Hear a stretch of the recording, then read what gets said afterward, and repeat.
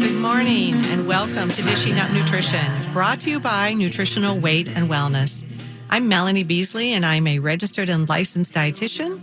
And I'm excited to launch this show with a new free service we have added. For all our Dishing Up Nutrition listeners, we started a private Dishing Up Nutrition Facebook group. So you can communicate with us and we can communicate with you better. Through this private Dishing Up Nutrition Facebook group, you can ask questions, share recipes, let us know about your successes and challenges, and you can request specific show topics. In fact, the topic today, the food connection to fatty liver, was a request that a listener sent in 2 weeks ago, and today we're going to do it. So we'll be sharing all the reasons why almost 2 billion people worldwide have a condition known as fatty liver disease. And we'll discuss what you should be drinking, what you should be eating, and how that affects your liver. And the health problems related to fatty liver disease are going to be discussed as well. And most importantly, how can you reverse it? How can you reverse fatty liver disease? Very interesting topic today. Really excited to share some information and be with you in the studio again, Melanie. It's so fun. It's so fun. And we both were just talking before the show about how we're seeing so much fatty liver is kind of our passion right now. Right. To be helping clients who've been, that scary diagnosis has been given to them. Yeah, I see many more clients coming in lately with this diagnosis, and we've got some solutions for you. So stay tuned. I want to introduce myself really quick. My name is Brandy Burrow. I'm also a registered and licensed dietitian. I actually just celebrated my 11th year anniversary of being a dietitian. Wonderful. Yeah, Congratulations. Thank you. So excited to be here today. And I want to share a little bit more about this special Facebook group. If you'd like to join, just go to facebook.com/group/dishing-up-nutrition and let us know how we can help you. Let us know what you need to stay on your real food wellness journey. We know all too well that our culture is just full of processed foods. It's really hard to avoid, but that is what we must do. So we're here to give you the tools and teach you the skills to overcome that temptation of processed food, fast food, all the junk food that you're constantly bombarded with all day. Yeah. And really just set you up for success so you can follow that real food lifestyle. Absolutely. Junk food in, junk food body. Right. We want to take care of the only body we have. Absolutely. On to our topic. What is a fatty liver and why do almost 2 billion, yes, I said 2 billion people worldwide have a fatty liver? Fatty liver disease is when the liver stores extra fat and sugar in the liver. The fat and the sugar get stored as triglycerides. And if you have more than 5% fat storage, it's considered non-alcoholic liver disease. Having a fatty liver can become a very serious health problem, but about 80% of all fatty liver cases can be reversed while following the real food eating plan that we're going to talk about. And that is such a relief to hear, I'm sure, for many listeners, that yes, fatty liver disease can be reversed if you have the right meal plan in place and other lifestyle factors adjusted. Especially if you catch it before it gets to the late stage phase of what many know as cirrhosis. Yes. So we're gonna talk about what those steps are. But first, I'm going to give you a little background about what fatty liver disease is and what different types of this disease can take on. So there are 3 main types of fatty liver disease. I think many of us are familiar with the form called alcoholic fatty liver disease. So as the name suggests, this form of fatty liver disease comes from drinking too much alcohol and drinking too much alcohol over a long period of time. So this excess alcohol causes the healthy liver cells to be replaced with fatty deposits. So over time, these fatty deposits can then turn into scar tissue. And that's when we reach that late stage fatty liver disease called cirrhosis of the liver. So this can be life-threatening. when you reach this stage. Absolutely. And patients, when I worked in hospitals, absolutely miserable, horrible to watch. Well, when you think about it, when your liver is made up of scar tissue, the blood isn't able to flow through the liver. Therefore, it's not able to perform its functions. Every organ needs blood to function. And the liver is such a crucial organ. It has a lot of life-supporting functions, processes our nutrients, filters out toxins. So chronic alcohol use is often the cause of this type of fatty liver disease, which often leads to cirrhosis. Yeah, it's scary, but it's reversible, like we said. Right. Not the cirrhosis, but the early stage if we catch it. Yep. So there's another type of fatty liver disease caused from eating a poor diet, mainly too much sugar and processed carbs. When people eat high sugar, processed foods in excess, I'm thinking chips, French fries, fried potatoes, right? Bread. They often develop insulin resistance, which does not allow the sugar to be deposited into the cells for energy. And all of this sugar and bad fats are then deposited into the liver as triglycerides. Well, at Nutritional Weight and Wellness, we encourage clients to keep their triglycerides under 100 or even under 75, not to be strict, but that's kind of my goal. I work with clients to get their triglyceride level between 50 and 60. So then triglycerides are not leading to a fatty liver. Higher levels of triglycerides can lead to inflammation of the liver, which you were talking about, Brandy, and actual scarring and cirrhosis of the liver. So it's very important to manage your triglycerides level to avoid that fatty liver disease. So if you don't know what your triglyceride level is, go into your MyChart or your medical record or request a lipid panel and find out. It's good information for you to be the boss of your body. And a high sugar diet can lead to cirrhosis of the liver, much the same as the damaging effects of too much alcohol that you were talking about. Wow.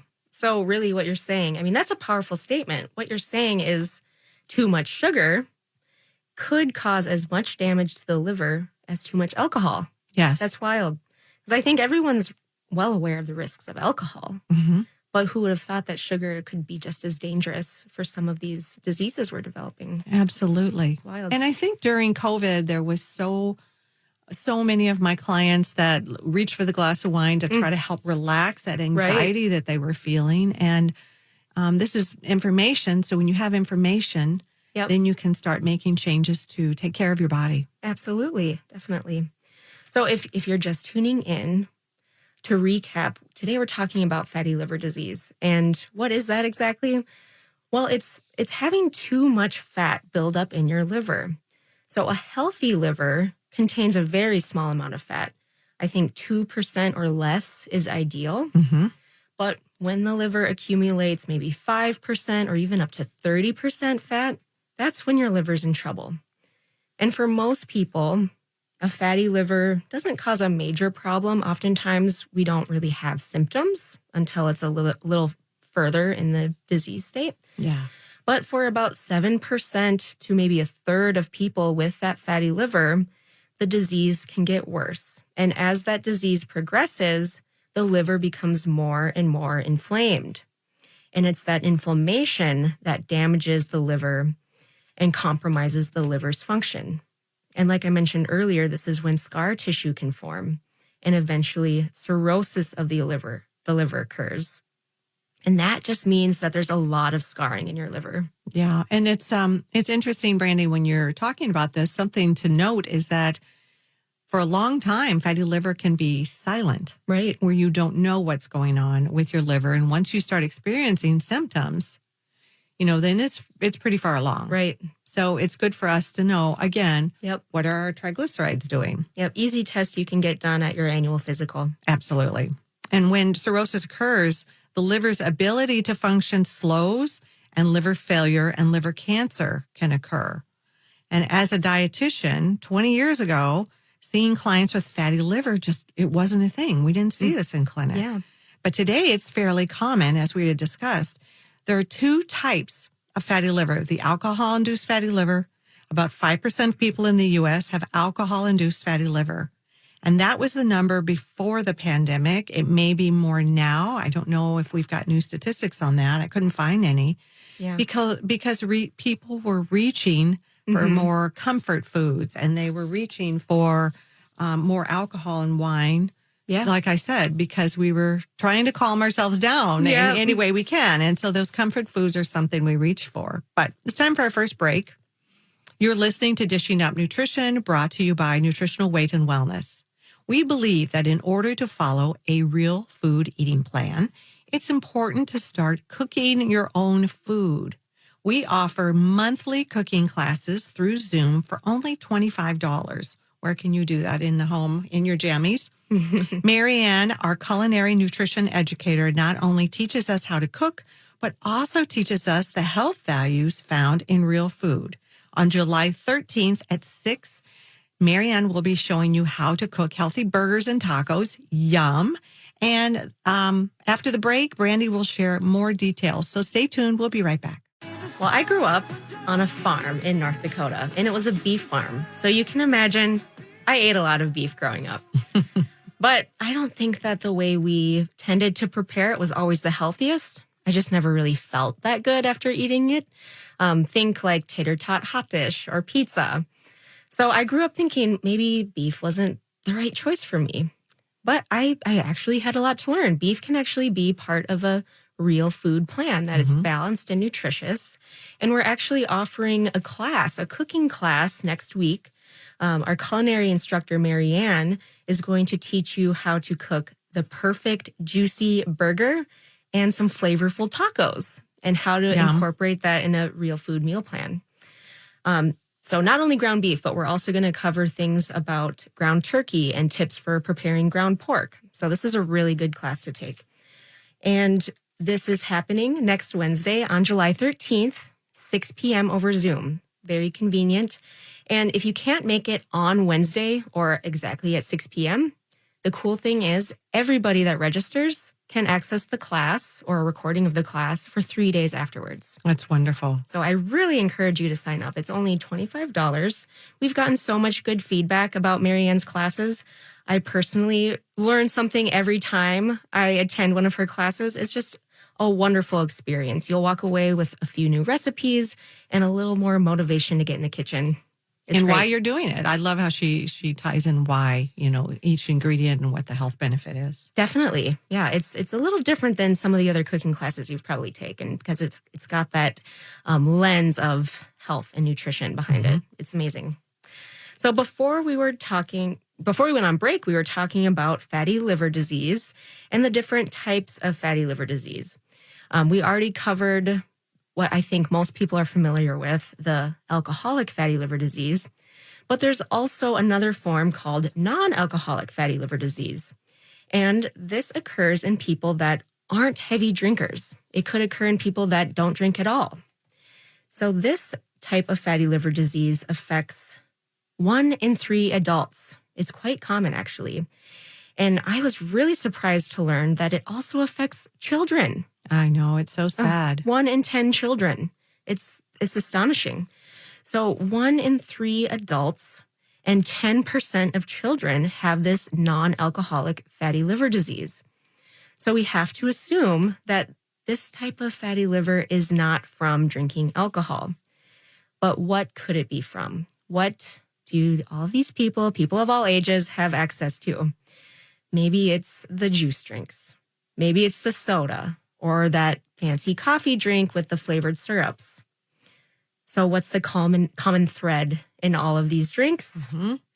You probably guessed it. It's not just sugar, but it's a special type of sugar, high fructose corn syrup.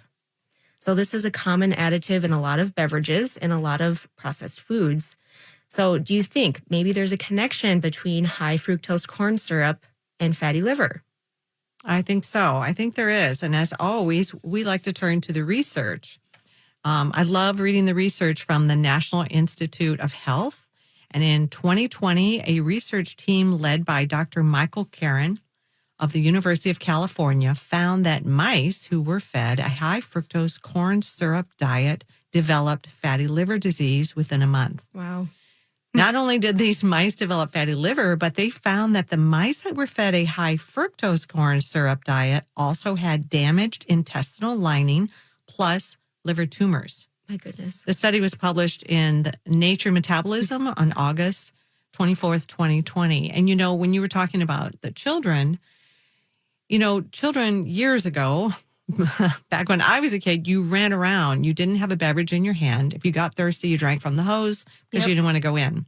Yep. And the size of juice was maybe a small 2-inch glass. Right. My husband and I love to go antiquing, and the juice glasses are tiny. And think about what you're given when you are in a restaurant, and it's not just juice anymore. It has the high fructose corn syrup. Yep. It's like a juice cocktail. It's candy in a cup. Exactly. Liquid candy. So you might be wondering, well, where is this high fructose corn syrup hiding? And I guess the answer is easy for me. I mean, it's in almost all processed foods. High fructose corn syrup is added to yogurt, a food I think many of us think is a health food. Mm-hmm. It's added to baked goods, soda, those drinks we were just talking about, the juice drinks, sweet tea, coffee drinks, of course, the candy bars and the cookies. Really surprising to learn that it's even in the more savory foods, like the canned soups or the frozen dinners. Protein bars. Protein bars, right. Another, health food quote. Mm-hmm. So it's added to all these processed foods for taste, but what it's not added to is the real foods, the broccoli, cauliflower, or spinach. So when you're eating mostly processed foods, that's when you're exposed to the high fructose corn syrup. The only way to truly avoid fructose is to eat non-processed real foods. So with my clients, I'm always encouraging them to eat those vegetables, lots of vegetables, low sugar fruits like berries and cantaloupe, even peaches, and stay away from those factory foods. Just get them out of your diet. If you got to unwrap it, it's probably a factory food. If you have a label that you can read, chances are it's a factory food, right? Yep. Well, many experts have weighed in about high fructose corn syrup and fatty liver. And here's what Dr. Theodore Friedman said. High fructose corn syrup can lead to a non-alcoholic fatty liver in several ways. It can increase the amount of fat made by the liver. It can increase inflammation in the liver and affect how it metabolizes glucose. It can also increase abdominal fat that can lead to non-alcoholic fatty liver disease.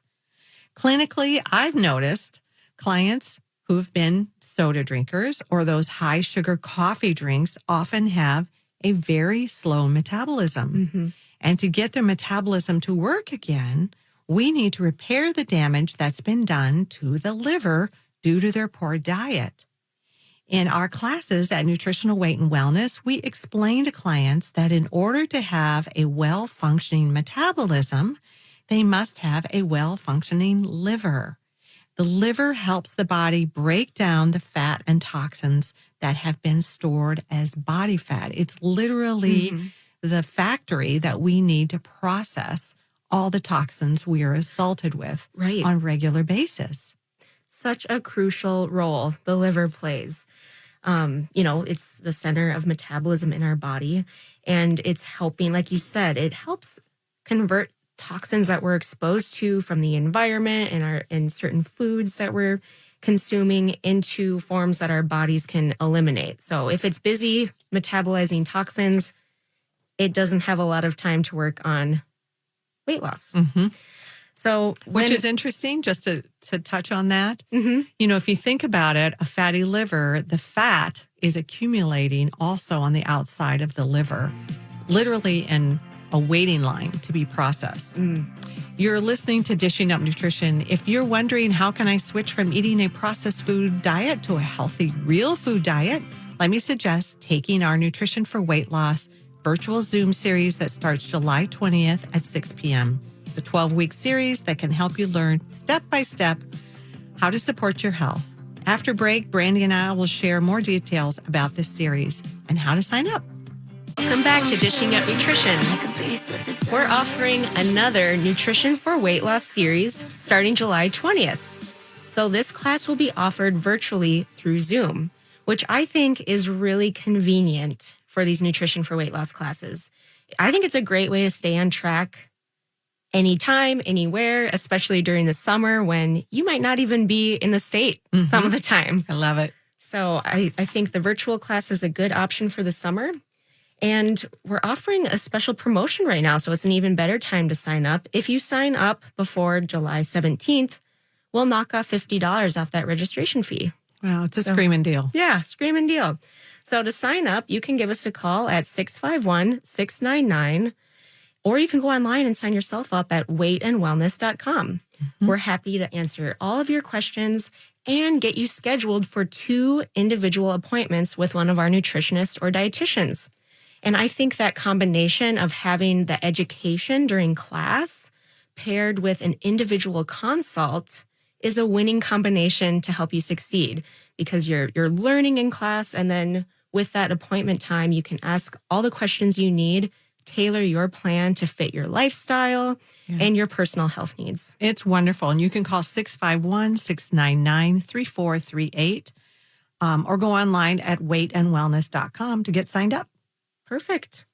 Well, before we went on break, we were talking a little bit about the connection between fatty liver disease and the damage it's causing to your liver, and how that can impact metabolism and how that can impact weight loss, or at least a challenge to lose weight. And I just want you to repeat what you were talking about before we went on break, where you were describing the fat deposits that are building up in the liver and how that impacts metabolism. So when we get fatty liver, we get striations of fat throughout the liver, which is, not how nature designed it. But also, they can see liver deposits that are building up almost in a waiting line, is what I like to say, outside of the liver. And it's because the fat cannot be metabolized properly if it's so busy trying to deal with toxins, high blood sugars, too many triglycerides. And so it slows your metabolism down, because now the liver cannot break down the fat that you're trying to lose. And so it impacts everything. Right. So there's kind of like a hierarchy of needs. It prioritizes its functions. Absolutely. I've seen people with fatty liver who are on multitude of medications, or, like we had mentioned, too much alcohol, because the liver's too busy. It's busy prioritizing what it perceives as toxins. Yeah. So when we think about trying to lose weight, you really need to have a well-functioning metabolism. And hopefully you're making the connection now. It's so much more than just calories in, calories out. We have to think about the health of our liver, and we need to start looking at the quality of those calories and avoid the processed foods that are causing more damage to the liver. Yes. And the processed foods are full of refined oils and that high fructose corn syrup that we've already kind of reviewed has a very damaging effect to the liver, therefore damaging our metabolism. Slows our metabolism. Okay, listeners, think back. Maybe you've been a soda drinker and a low-fat sweetened yogurt eater. I know I was. Plus, daily, you have sipped on your fancy coffee house mocha full of high fructose corn syrup that put a lot of stress on your liver. We didn't know about this stuff. How many years have you been damaging and inflaming your liver? Well, how long will it take to repair the damage so your metabolism can respond the way you want it to, so you can lose weight if you're trying to? Perhaps you grew up on juice boxes full of high fructose corn syrup. Our mothers just didn't realize it was not real juice and that it may affect our metabolism when we became a teen. Yeah.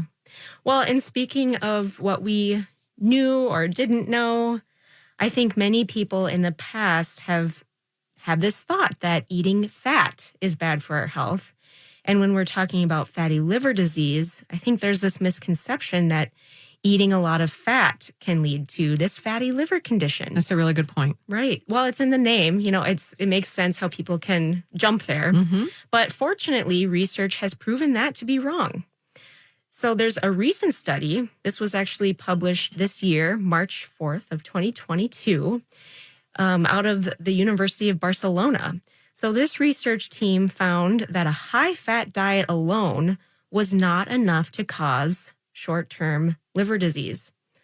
However, when they combine that high-fat diet with intake of beverages sweetened with liquid fructose, the triglycerides started to increase. The fatty deposits started to accumulate in the liver. So beyond the fat deposits in the liver, those high triglycerides themselves increase your risk for cardiovascular disease. Yes. So if you're thinking of poor fats and a high carb diet, like French fries or potato chips, you've got that perfect scenario that can lead to fatty liver. Well, to sum up the research, fructose, especially industrial sucrose and high fructose corn syrup, which is commonly used in all kinds of beverages and processed foods that we've been talking about, it is the driving force behind non-alcoholic fatty liver disease. That's right. So at this point in the show, you're probably asking some questions. How can I... Hopefully not panicking. Right. Don't panic. Please don't panic. So you could be thinking, how do I prevent this? How do I prevent non-alcoholic fatty liver disease? And maybe you're thinking, well, I've definitely indulged in the coffee drinks. I've definitely been a pop drinker most of my life or at some phase in my life. How do I repair the damage that I've already caused to my liver? Well, I'm here to say it is necessary to avoid high fructose corn syrup at all costs, which means avoiding most processed foods. So we recommend following the Weight and Wellness Eating Plan, which includes eating real foods. We're talking high quality animal protein with many cups of vegetables and only natural unrefined fats. So fats from things like nuts and seeds or avocados, maybe a little butter. It means maybe giving up some of those processed foods you're used to for breakfast. Just giving your breakfast a makeover could be a nice way to start. So maybe instead of cereal, we're doing eggs and spinach with some butter. Maybe we need to give up the high fructose corn syrup that's in the protein shakes or the fancy coffee drinks, or just say no to the prepackaged waffles and the pancakes. And huge glasses of juice. Yep. Changing your diet from that processed convenient food diet to a real food diet, it's really not easy for a lot of people. Right. Often it's taking just one step at a time. I loved how you said start with breakfast. It might be as simple as switching from a coffee mocha to just coffee with real cream. Right. Real cream. Delicious. Yum. Delicious. I used to go to the coffee house and to meet friends, and I would do coffee. I did, you can do a full fat cream. And then I brought my own flavored stevia drops. Oh, brilliant. To make it a little bougie for myself. Yeah. Without all the guilt and I knew too much. Right. Or switching from that Coke habit to unsweetened iced tea. Or rather than pre-sweetened yogurts, choose plain full-fat yogurt and maybe 2 teaspoons of maple syrup drizzled over it, or maybe some real fruit like blueberries. Now you're not only removing what's damaging, but you're putting in what's healing and nourishing. Well, that's a good point. Well, and speaking of, giving your breakfast a makeover, one of my favorite recipes to start with clients when they're trying new breakfast ideas is one of our egg bakes. We've got a few recipes on our website, but you're basically taking a few eggs, maybe some nitrate-free turkey sausage, adding some sautéed spinach, maybe some sautéed broccoli and peppers that's been, cooked in a little butter or olive oil. And then on the side, you can have a half a cup or 3/4 of a cup of fresh strawberries. Yeah. Now, that's a hearty breakfast. It's colorful and beautiful, and it's supplying you with the nutrients that your liver needs to heal, all while avoiding those foods, the processed foods that are damaging your liver, the high fructose corn syrup, the refined fats. Love it. That's delicious. I love to just make a hash with leftovers. So if I have leftover meat that we've grilled, chopping that up and stir frying it up with whatever vegetables in the fridge I need to use up. Maybe add a little sweet potato or wild rice. It's delicious, and all I have to do is scoop it and warm it up. Brilliant.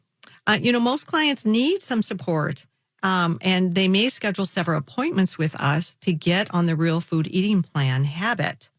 It helps maintain the habit when you have someone in your corner helping and coaching and supporting you. I have a client story to share. Before the pandemic, Butch had made several appointments with me because he had been diagnosed with non-alcoholic fatty liver. And we got him on the real food plan.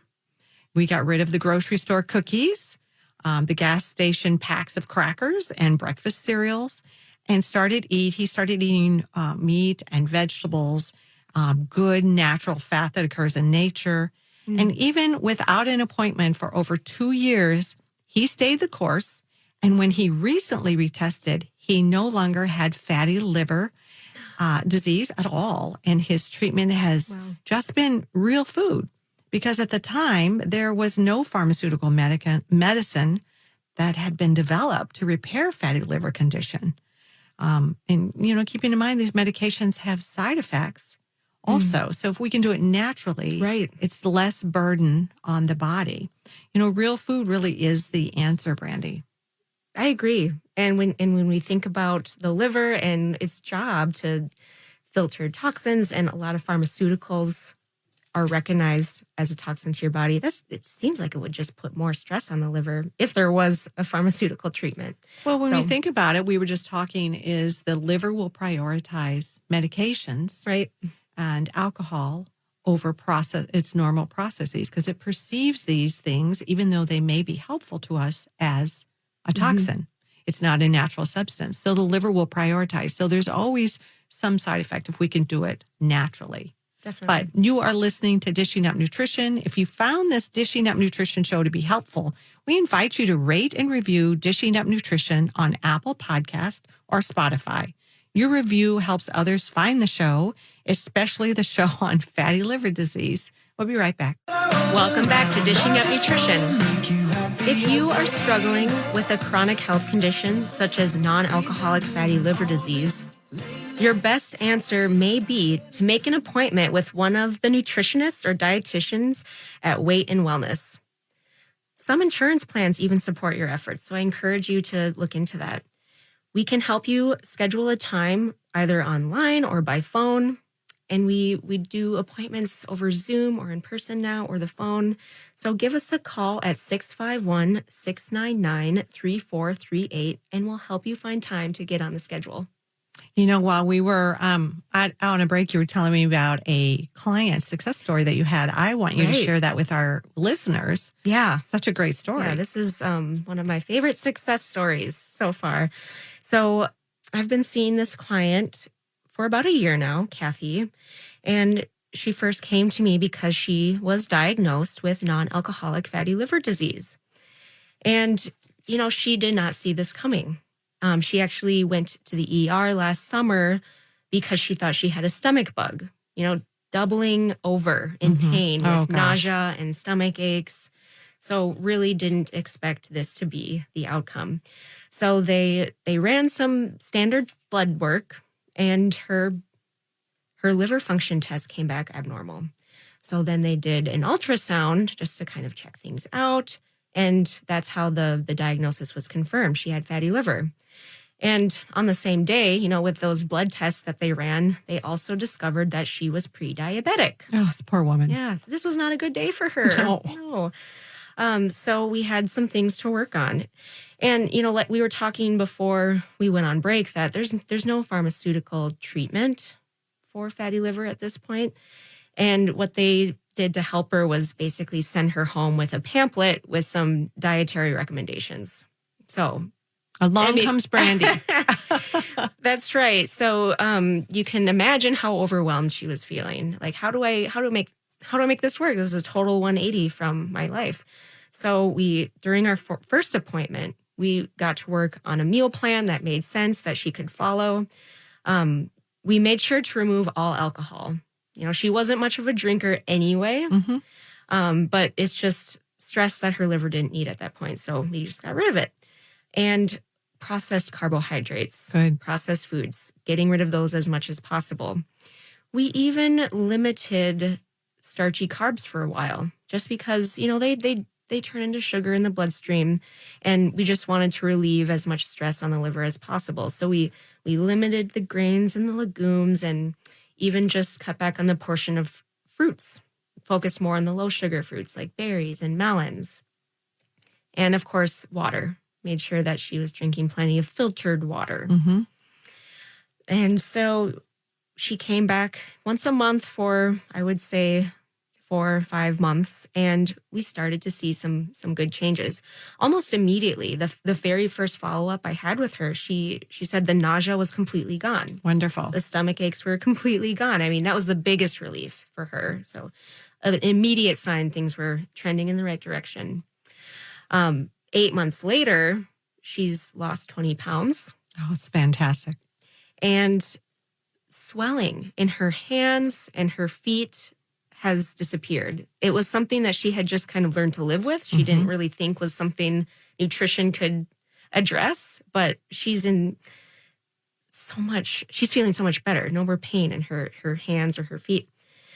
And what I thought was really interesting was she was able to tolerate foods that she thought she was allergic to. It's fascinating. Yeah. Fascinating that this happened. What were those foods? Nuts, mostly.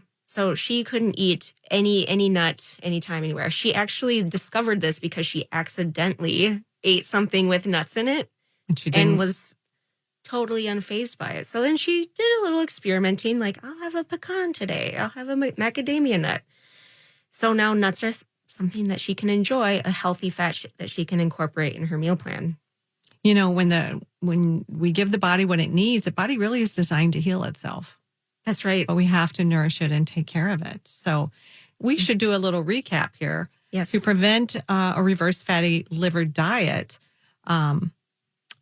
it's real food without processed carbs.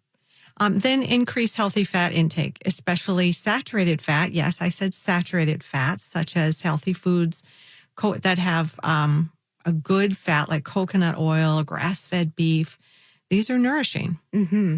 So some of you might be confused about this idea that we need to eat saturated fats because we've been told for so long that we need to avoid saturated fats and eat a low-fat diet. We were told that's what's best for our health. But turns out science does not support this anymore. And we're seeing with our own clients in clinic that we do need adequate fat in our diet to support good health. And saturated fat especially has been demonized for so long that we've totally ignored the biggest enemy, which is sugar. Sugar, that's our enemy. And as we mentioned, eliminate any food with high fructose corn syrup. So reading labels to protect yourself is critical. Even ketchup and pickles can have high fructose corn syrup. Right. So if you find yourself reading a label to see if it has high fructose corn syrup, I mean, that's going to be a good clue. It probably does. Any processed food, high chance that it has high fructose corn syrup. And beyond the sugar, we have to start thinking about other hidden sources of sugar, like those processed carbohydrates. So start by eliminating the white and even maybe the whole grain flour products like the breads and the pastas. I think that's a great start. So these products will increase your blood sugar levels, and that puts stress on the liver, which can result in high triglycerides, which we've been talking about. It does promote fatty liver. Yeah. And it's not something we don't think about. Flour, a biscuit as being high sugar. Right. But nutrition to heal the body can be simple and not overwhelming. Simply remove the bad stuff, add in the good stuff. Then finally consume anti-inflammatory, liver-healing foods like low-sugar fruit, the cantaloupe and the berries, vegetables, nuts, seeds, animal protein like chicken and wild-caught fish or grass-fed beef. Bison is a good choice. Then add in healthy fats like olive oil, macadamia nuts, avocados, coconut oil, grass-fed butter. Sounds delicious. And I think those healthy fats pair very nicely with some of my favorite vegetables, the cruciferous vegetables. And that's another thing you can do to support your liver. Focus on the cruciferous family, like broccoli, cauliflower, Brussels sprouts, even the leafy veggies like kale and collard greens and cabbage. One of my favorites, arugula. That I love kind arugula. of peppery, flavorful, leafy green. Just love that in some salads. You can find a lot of great recipes on how to prepare these vegetables on our website, weightandwellness.com. Just browse the website, pick out a few things. It takes the thinking out of meal planning and just ensures you're getting a tried and true, delicious recipe. So we did share a lot of information. So when you boil it down, keep it very simple. If it grew up in nature and it stayed pretty close to nature, you can name the plant you pluck it from or the mother it came from. Yep. It's probably going to be a real food choice. And real food supports your liver. Right. Lots of water, move your body. That helps the liver to detoxify, the cruciferous vegetables. Right now, we have farmers markets here in Minnesota. And so I get bags full when I go to the farmers market and I'm rinsing, washing, and freezing. Yeah. So I will always have some. And I put a good cup or two of vegetables for each my husband and I. And we have a smoothie once a day. That's wonderful. Last one we said arugula, I put arugula in there because it was going a little sketchy. And I thought, well, I freeze it because we're paying for food right now. Yeah. Not wasting anything. Right. It's also great, the arugula, if you stir fry it in some bacon fat, nitrate-free bacon fat. Stir fry that arugula up, get it a little crispy. Surprisingly, it's very delicious. So yeah, that's one of my favorite ways to prepare vegetables, just using some rendered bacon fat from nitrate-free bacon and add in some cauliflower, broccoli, a little pepper, onion. Oh, it's amazing. Especially if you crumble that bacon on top of it that you did cook. I mean, everything's better with bacon. I think so. So our goal at Nutritional Weight and Wellness is to help each and every person experience better health through real food. It's a simple yet powerful message. Eating real food is life-changing. You want to take care of yourself today. Have a great day. Thanks for listening to Dishing Up Nutrition. If you enjoy this podcast, please share your favorite episodes with a friend or leave a review on iTunes, Stitcher, or iHeartRadio. The content and opinions expressed are those of the hosts or presenters. They are not intended to diagnose, treat, cure, or prevent disease. Product statements have not been evaluated by the FDA.